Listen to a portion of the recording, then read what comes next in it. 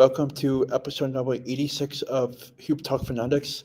We are back for another great college basketball episode. A lot to get to with everything around the country with conference tournaments heating up. And, uh, and let's get started. It's a lot of fun action and just super excited. It's the best time of the year.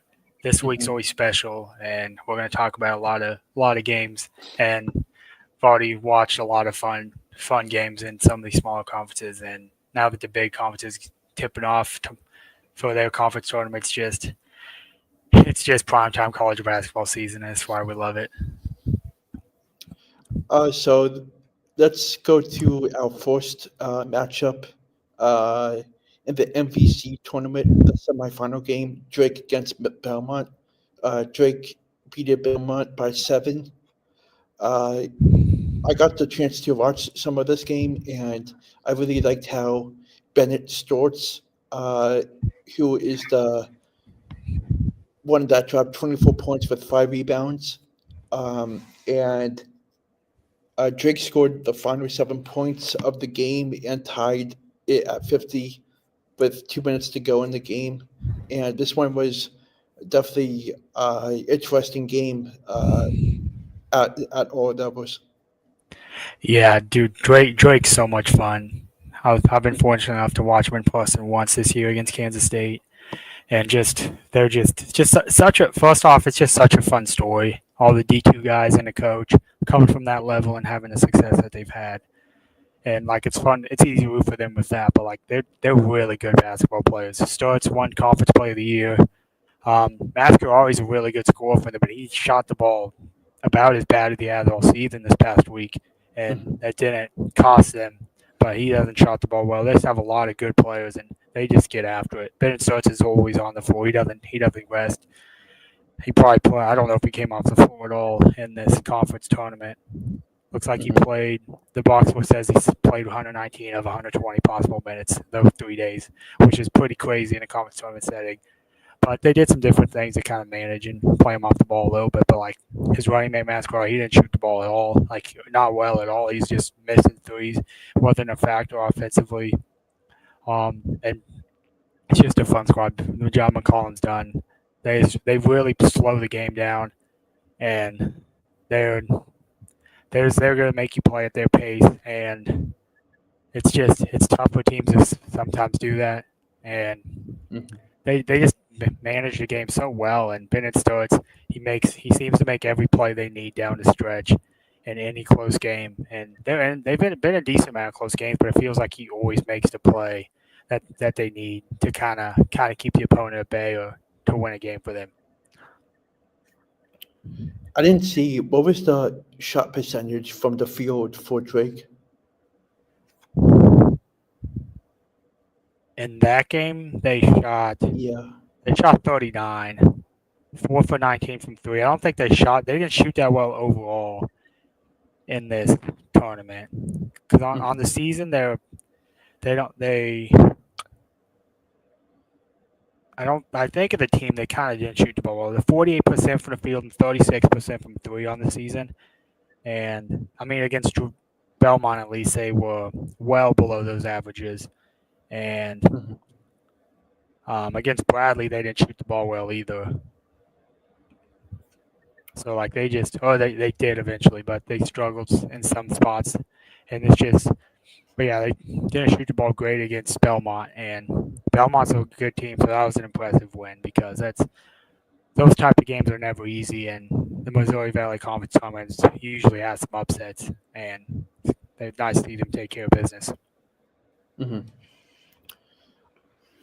So let's move on to the other side of the tournament, the semifinal game. Bradley against Valparaiso. Bradley won 70-65. I really liked how Darius Hannah played. Uh, he led the way with 60 points with 12 rebounds. Uh, Br- Bradley also trailed most of the way, uh, and they had an 11-point deficit in the first half, which was a really big outcome of the game, and Bradley just shot the ball well when things needed the most. And what were your thoughts on that one? Yeah, no, they did it. You mentioned it. They kind of fell behind, did some things to kind of put themselves in a bad spot. But one thing they did, I thought they were aggressive, and they got to the free throw line a lot. They didn't make as many as you would like. 61% is not where you want to be shooting, but they got there 28 times, made 17 of them still. You like the percentage isn't great, but they got there, and they also dominated the points in the paint. They scored 36, and they only allowed 14 points in the paint. So like Valparaiso was so perimeter oriented, and Bradley had the advantage inside, and they were able to capitalize on it just enough to win that game. Mm-hmm. I wasn't able to watch much of it, but you mentioned Dusty Hannah already, and a couple other guys stepped up, and they made just enough plays to kind of get that one done. Yeah. So let's move on to the OVC championship game. SIUE beat Southeast Missouri 69-48. Uh, this one is interesting because SIUE is going dancing for the first time in school history. And they just completely dominated from start to finish in this one. And Southeast Missouri didn't have the type of chemistry that SIUE had. And it just was a great game all around for SIUE. And I really liked how Rayshawn Taylor scored for SIUE. And I came up with this fact that I read something that yesterday. It said the Red Hawks swept the regular season series against the Cougars, winning 80-64 on December 21st and 83-68 on February 27th. So that was a great win for SIUE. Yeah, that's great. I figured they lost both. I didn't double check that, but yeah, I'm looking at the stats now and watching the game. I don't know how much you were able to watch, but watching the game, it really felt like SEMO seriously, the Red Hawks. They shot a lot of threes and they couldn't make. I felt like they were down like double digits at half, but it felt like it was right around that 10-12 range a lot of the game, and they just needed a couple big plays to get back into it, and they never could. 3 for 24, yeah, 3 for 24 from three, 17 for 60 overall, so 28% from field, 12% from three, and I think it kind of just, you mentioned the chemistry, and it just felt like they were just out of sync as a result, and it just seemed like they were desperately just trying to hit a big shot or two to kind of jumpstart the offense, especially. But it translated some on the defensive end as this Edwardsville, they just kind of really dominated. The rebounding stats are very noteworthy. 46-26.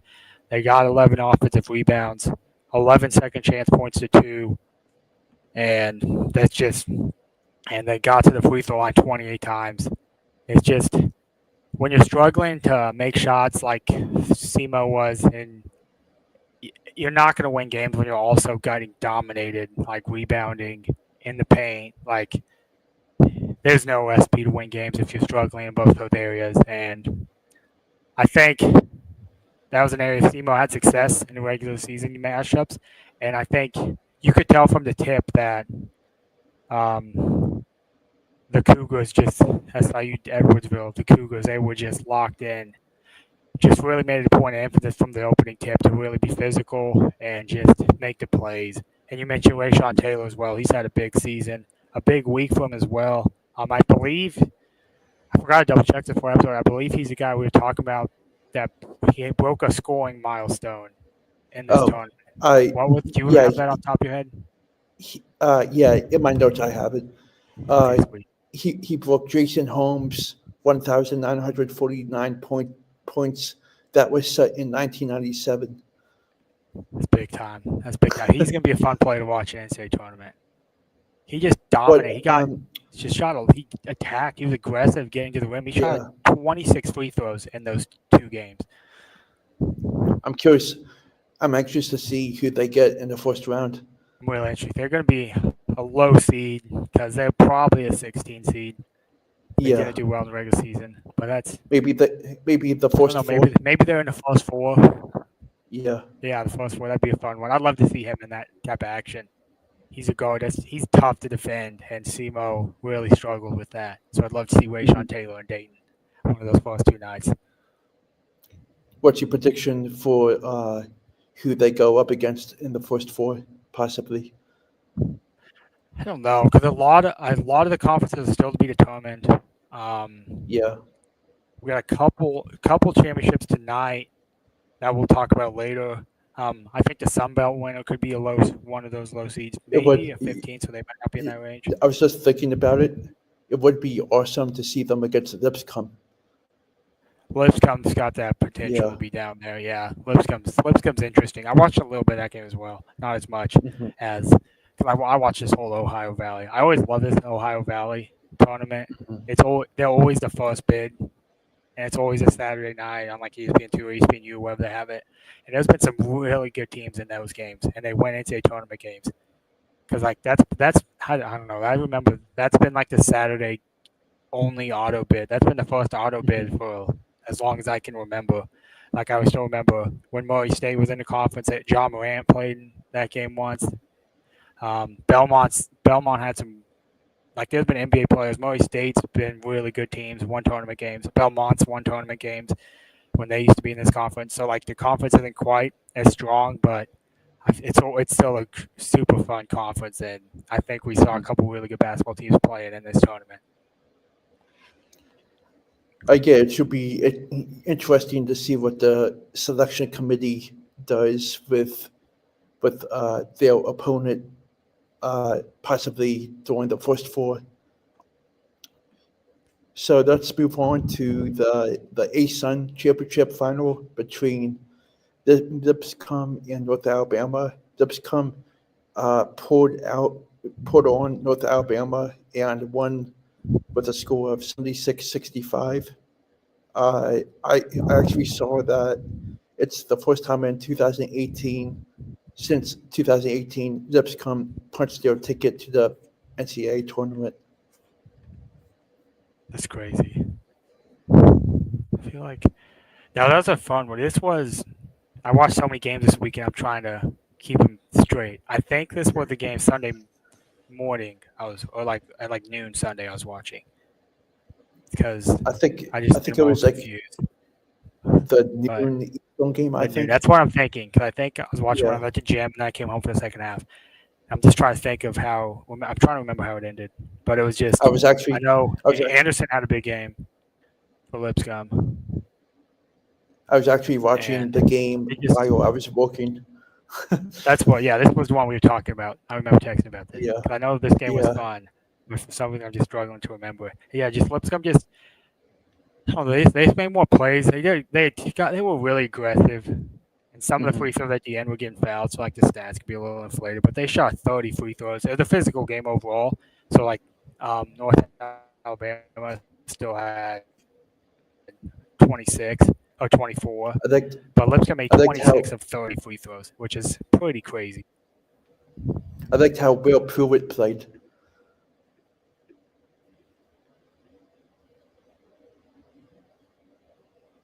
Brewer was really good, really good. Yeah. He got to the free throw line 10 of 10, 7 rebounds, a few assists. I thought they did a good job, just kind of as a collective unit. But like from the stats perspective, it's like they shot 30 free throws, but they only scored 12 points in the paint. Hmm. So like, I felt like they were still really aggressive. That 12 number seems crazy how low it is to me. But I thought they did Yeah. a good job being aggressive. They got fouls and jump shots as well, but I thought they did a really good job playing to their strength. They don't have a deep bench, so they basically played. I mean, two starters played 40. Pooh played 38. I don't remember when he came out of the game. And Powell played 35. Then they kind of had intermixed two other guys. But like Lipscomb's a fun team. They've been a fun program. They're in this title game a lot. They're in the NCAA tournament at least a few Hmm. times now. So excited to see where they end up. Maybe potentially Dayton. Really curious where we're just really curious where they end up. was gonna take a quick peek at if I can pull it up real quick. Just Mhm. bracketology. I want to have that just so we can just kind of reference what kind of seed line. I think they're probably 16 range. So Lenardi has SIU Edwardsville. They're going to be a 16 seed for sure. He has them in Dayton, which wasn't a surprise to me. He has Lipscomb at a 13, so Lipscomb's getting a little more spec, maybe in that 13, 14 range against the Mhm. potential 3 or 4 seed. It looks like for Lipscomb, which I think it depends how the rest of the week shapes up, and depends how like many top teams, if there's any like bid stealers or whatnot. So we got a Yeah. couple big games to watch that we'll get into a little bit later. But yeah, excited to see where Lipscomb ends up and kind of see who they go up against because those 13 or 14 seeds, those matchups are always dangerous. And I think Lipscomb has, I think their guards the way they played is Sunday just really makes me think that they're going to put up a good fight against whoever they match up with. Mhm. So let's move on to the MVC tournament final between Drake and Bradley. This one was a tight one. Drake ended up winning 64-57. I really liked how Tivion Banks, uh, how he played. He had 19 points off the bench and with 7 rebounds. Mitch Mascawi scored 12 points while he was shooting 4 for 10 from beyond the arc. Um, it was actually a tight one at halftime. The game was knotted at 31 at half, which was an interesting halftime score. And what were your takes on this one? No, it was a really good game. Yeah, really close to half. Drake Bradley just really struggled in the half though. They couldn't score, and then it came out Mhm. of the second half without being able to buy a bucket for a long. It was a long stretch. Mhm. It felt like 8 or 9 minutes they didn't make a shot. I might be exaggerating, but probably not by much.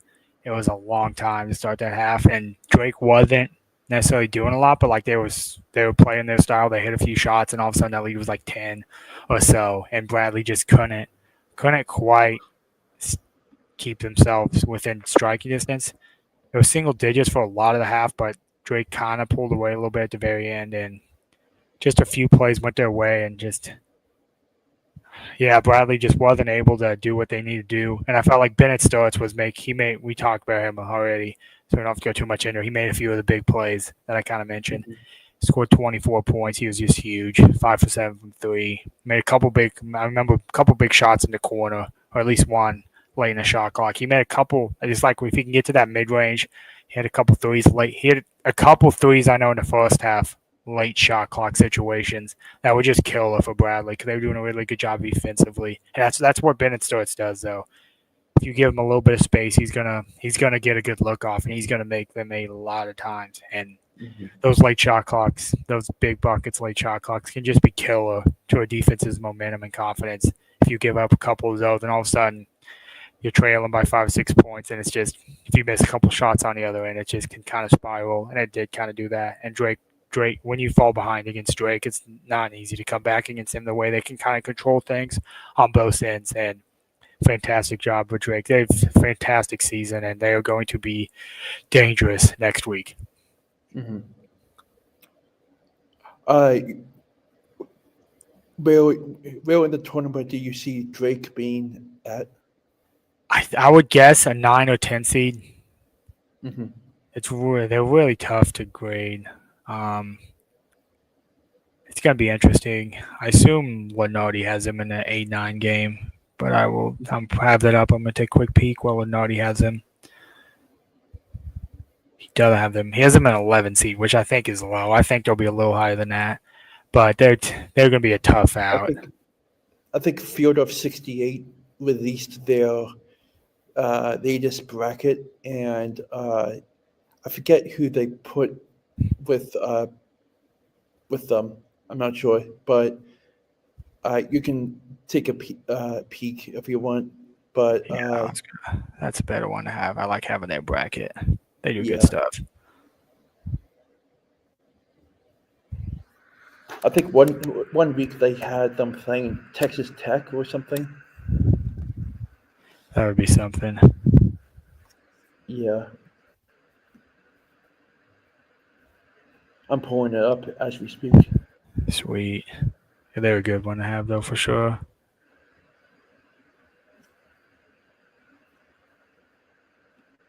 Um,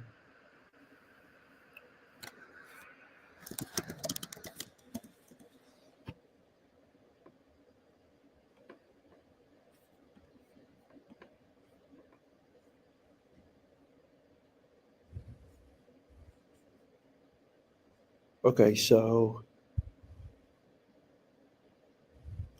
they actually have Kansas playing them this And week. a 7-10 would be my guess. I've seen that in a couple spots. That wouldn't shock me. I wouldn't mind that matchup for Kansas. It wouldn't be Yeah, easy, but that's about the matchup, the type of game I see Drake in, and Kansas as well. plus another 8 and 9 is Louisville, Utah State, and UConn and Georgia, which is interesting. Okay, yeah, those games are going to be exciting. A lot of fun teams in that range. I'm curious to see how many games they predicted are correct come Sunday.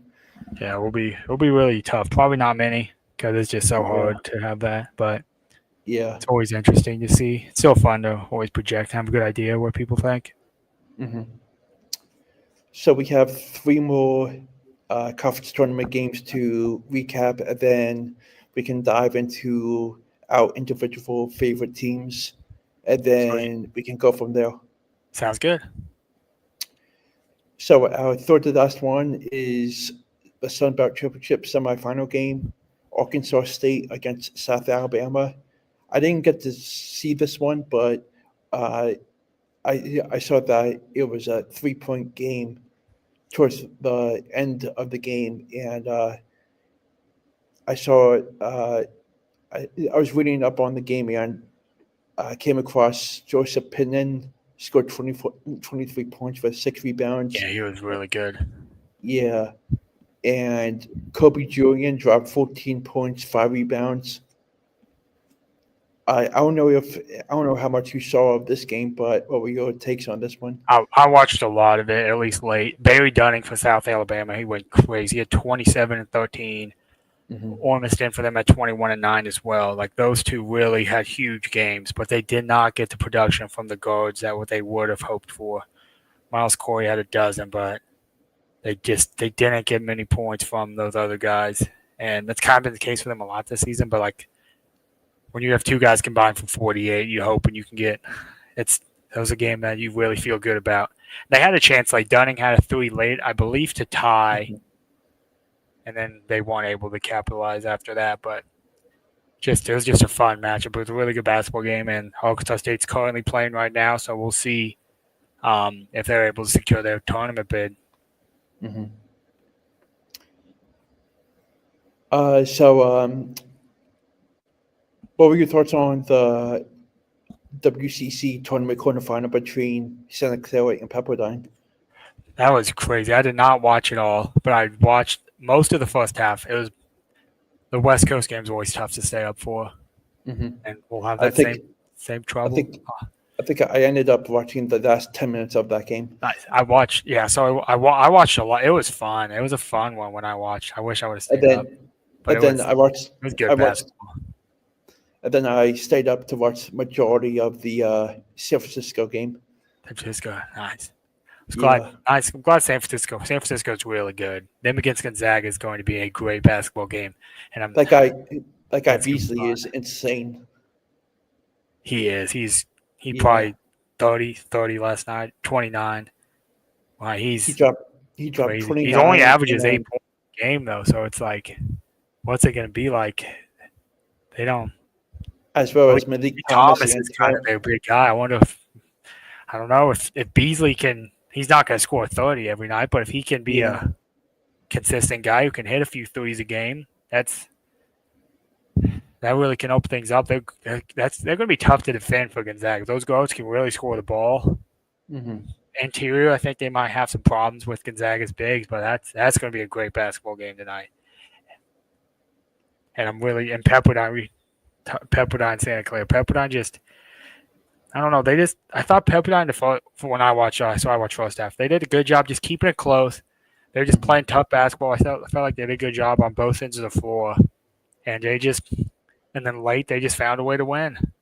That's what Mhm. you got to do in these win and survive games because like their season's over if they all these teams.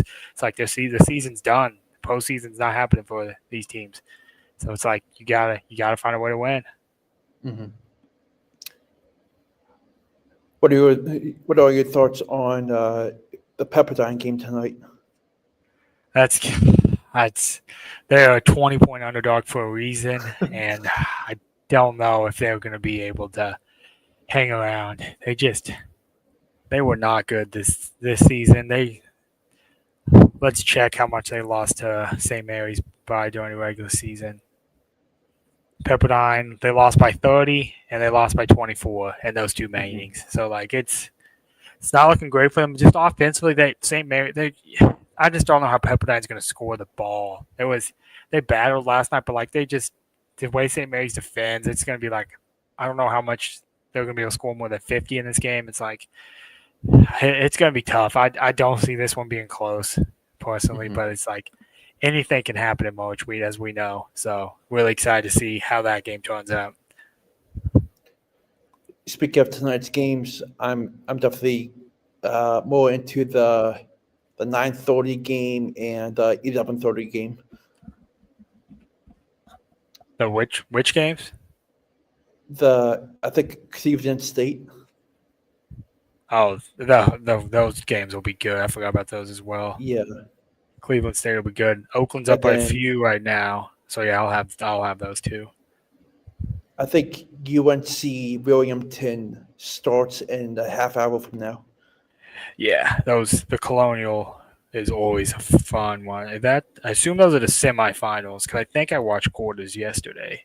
Yeah, it is the semifinal. Charleston, UNC, Wilmington. Those two are always in the semis. I Mhm. feel like they play each other in tournament every. That game's going to be fantastic. I haven't been able to watch as much Colonial as I would have liked, but it's What's those the those games are going to be fantastic. what's the score update in the Wofford game? Wofford's down by two. They're down by Oh, two. wow. Yeah, it's kind of back How and much forth. how much time left? It's halftime. Oh, okay. It's halftime. So but it's just both those games last night were the SoCon games yesterday. I think it was Yeah. yesterday. They were just so much fun, and Mhm. it's I'll be locked into that game when this podcast is over. Mhm.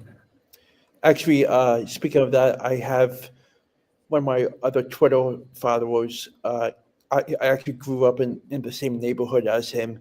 He now does like college basketball prospects. He like checks into high schools around the country and stuff. That's awesome. And he's now at the Waffle game tonight, which is pretty cool. That's sweet. Yeah, his name is Trent. Trent, nice. Oh, that's Yeah, fun. That's really cool that you yeah. did that. He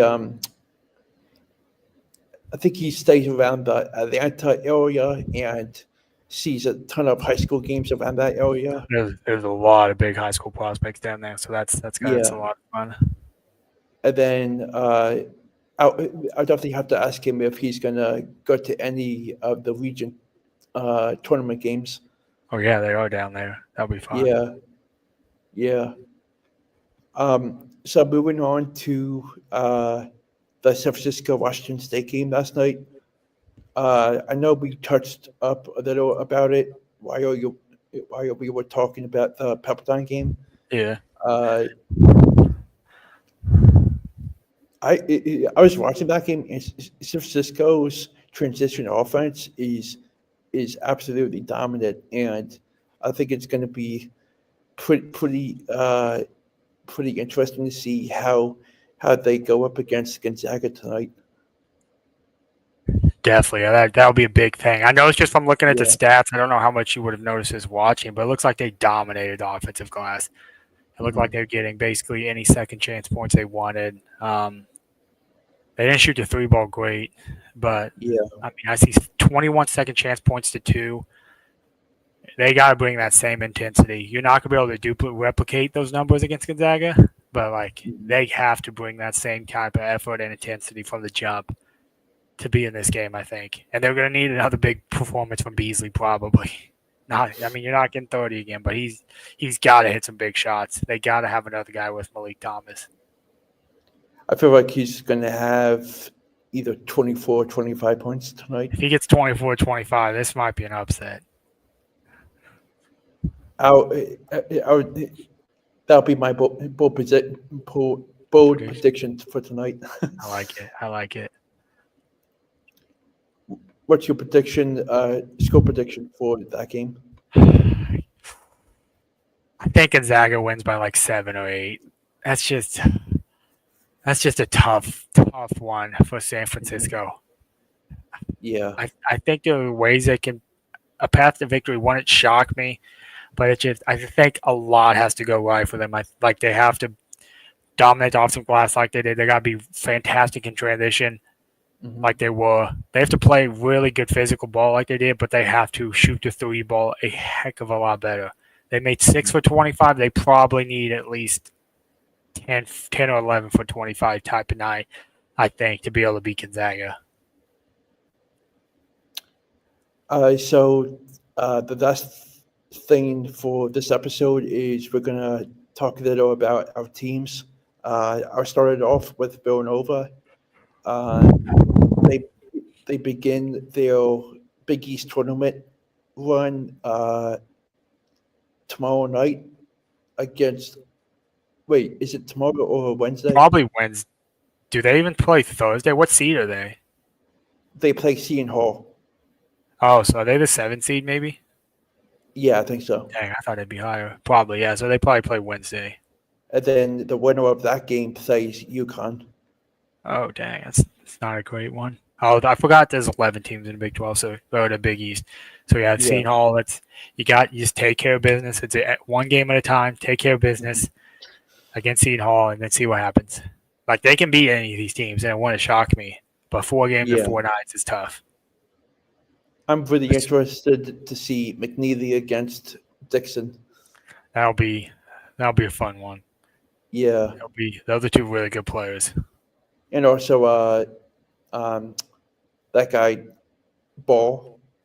He's been really good. UConn still has some pieces, but we'll see how they look in this conference tournament run. Mm-hmm. I know. What is your briefly analysis on the whole tournament as a whole? The Big East. Yeah. Yeah. So it's just like there's not a lot. I mean, teams are looking to get automatic bid. Like the only bubble team is Xavier. Mm-hmm. So it's like if they can beat Marquette, they feel really good about where they're at, I think.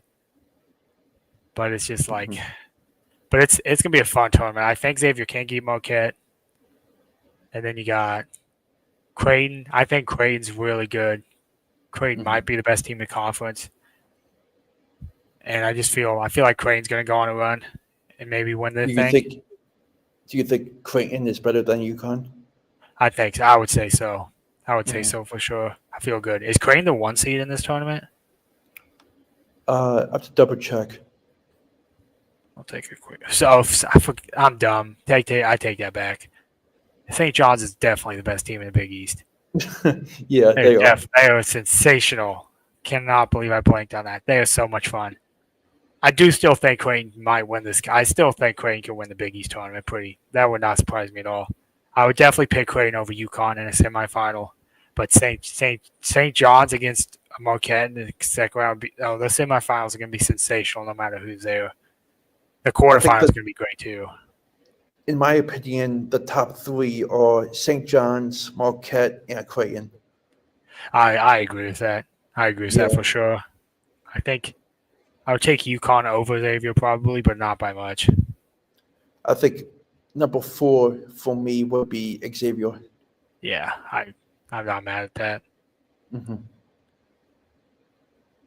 then Villanova's kind of in a tier of their own, almost. Yeah. They're better than the bottom teams, but not by a lot. But they're not quite on UConn's or Xavier's level. They just need to limit the turnovers. They do. They're just a little careless at times. Just a little Yeah. inconsistency from some of the guys around Dixon too have cost him in some games.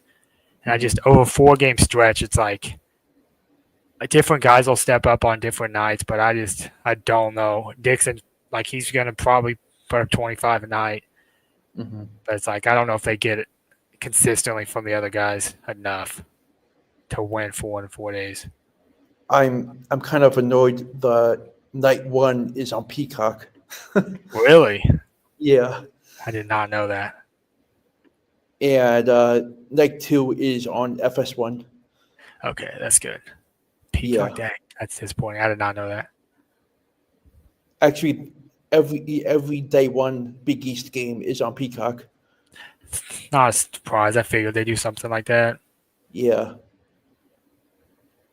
But overall, that tournament will be a banger for it. Yeah, I'm excited for that one. Do you have a seaport? Have what? Oh, a sleeper. Yeah. It's got to be Nova. I don't think anyone Yeah. below Nova can win multiple games. I don't know if Hmm. anyone below no one below Nova will beat one of the top four, but I think Hmm. Villanova can beat any of the top four. But it's like, can they go through UConn, Creighton, and St. John's? Probably not, I think the but they can that get game against UConn. UConn that game against UConn would tell everything about them.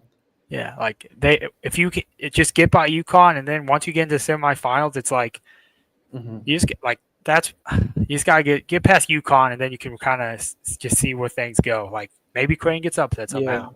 Like you just gotta take care of what you can do. Obviously, you have to beat Seton Hall first. We can look ahead of Seton Hall. The team better not be, because anything can happen. Yeah. But us as fans and just talking about the tournament, we can look ahead of Seton Hall a little bit. But If I can that's remember got to correctly, if I can remember correctly, Villanova played Seton Hall in the regular season, and it was tighter than I thought it would be. yeah, I think it was. They won, didn't they? Did they play Yeah, twice or just once? I think they played once. I Yeah, I don't. think. They don't lose to Seton Hall if I remember rightly. But Seton Hall's beating a couple really good teams. They Hmm. beat UConn, I think, and they've won a couple games. So like they're going to make it competitive. If Villanova, if Dixon struggles, and the rest of the guys have, Gino will have to step up. yeah, like if Dixon struggles, that's going to be a dogfight. So like, Yeah, hope if he has a big game, they should be able to get enough from the other guys to take care of business. But like I don't know, and maybe get some foul trouble or something. Like it's not gonna. It could be ugly. Make it a tough one. that guy Bayaki for Villanova Yeah, should be a big that would be big. effort. Yeah. Yeah, So that's I'll let you take the time to talk about your Jayhawks. sweet. Yeah, so just it's been an up and down season. Don't have to talk about the negatives. I think everyone who follows the sport knows about it. But they've been playing much better. They've been playing pretty good basketball the last couple of weeks. Hunter Dixon, KJ Adams pairing. They've dominated a lot of games. Mhm. They didn't get either of the two big wins that you really would have wanted. They they were really close in Houston on the road. They made that super competitive, and they were right there in it. And then against Texas Tech, they absolutely blew it. I think those are two of the top 5 or 6 teams in the country. Two teams that can win a national title. I think Texas Tech. JT Toppin is the best player I've watched in person this season, and it's not close. Mhm. I think outside of Janai Broom and Cooper Flag, he might be the third best player in the country. I think that highly of him. And just what he did against the Kansas Jayhawks was insane. So that was just, I mean, Hunter Dixon's been really good too, but JT Toppin is just, that dude's insane. It was fun watching him in New Mexico last season. He came into Big 12 and he got so much better. And he's doing it on a nightly basis in one of the best conferences in the country. But just looking forward for the Jayhawks, they play UCF or Utah. And you got to think they got to take care of business there. So like they have a chance to win a couple games in the Big 12 tournament, get a little bit of momentum, and it's just see what happens in the NCAA tournament. They're probably going to be a 7 seed. Could slide down maybe if they lose Wednesday, or could slide up if they win a couple. Probably in the 7, 8, 6, 7, 8. They'll be 6, 7, or 8, just depending how the week goes for them. And it's just it's just about getting hot. I mean, they Mhm. have talented players, they have the pieces. They need the right matchups and just see what happens. But I feel really good. Hunter Dixon's playing as good as he has in his college career. He's done a much better job defensively. The effort, the intensity's there. The 1-2 is there more than it's ever been for him. And the issue is at times it's kind of translated to the rest of the team, but sometimes you still see some of the guards and the wings. It's like if they don't have it offensively, they kind of shrink. And luckily, Dixon's had a couple 30-point performances to get us these wins. Or else I want to be able to speak positively about these last couple weeks at all. But you just got to see what happens. A lot of ups Yeah. and downs, but it's like the talent's there.